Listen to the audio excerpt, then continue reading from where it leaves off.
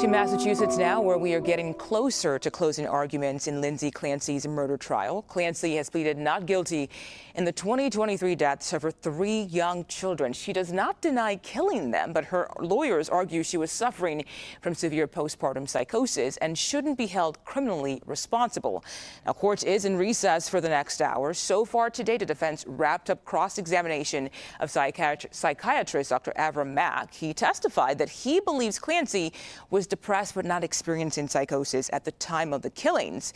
The prosecution's second rebuttal witness was also on the stand, forensic psychologist Dr. Kirk Heilbrunn.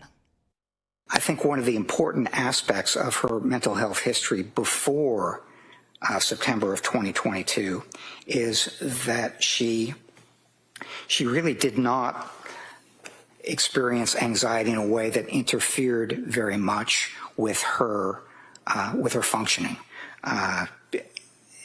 She had a little bit of she had about 6 months worth of treatment for the anxiety connected with the nursing school. But it was not something that interfered with her life very much prior to September of 2022.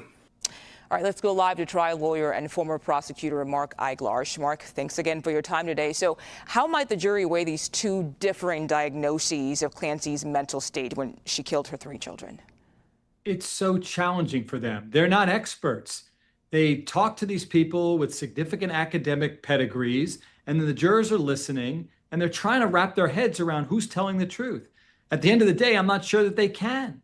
And so then the question becomes, well, who's got the burden of proof here on that issue of criminal responsibility? And that falls exclusively on the prosecutors. So if jurors aren't sure which side's experts carries the day, you go to the prosecutor and you say, well, did you prove it? Did you prove what you're alleging? And if the answer is no, then they have to find her not guilty by reason of insanity.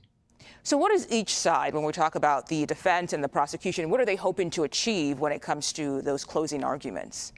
Prosecutors are going to point out to the fact that she was so seemingly normal. Yes, the activity that she did, the atrocities that she did by killing her 3 kids in the most abhorrent way, yeah, that was horrible, and she was definitely out of her mind. But beforehand and right after, she's not psychotic. Yes, she suffers from some mental illness, but legally, the prosecution will argue, she understood right from wrong. And the defense? No. They're talking about waxing and waning. Their experts are saying 1 minute you can be totally seemingly normal, then be completely psychotic, and then appear to be normal again. So it's a battle of the experts. Yeah. And we have seen people who support Clancy, some of them outside the courthouse, and we've also seen people who don't support her. What do you think this trial is going to come down to? Whether jurors can follow the law, because ultimately on their own, they're not equipped to say whether the behavior in and of itself meets the definition of insanity or lack of criminal responsibility. They've got to trust the experts. And really, how do you know? I'm fairly educated. Some of them disinfect bowling shoes for a living.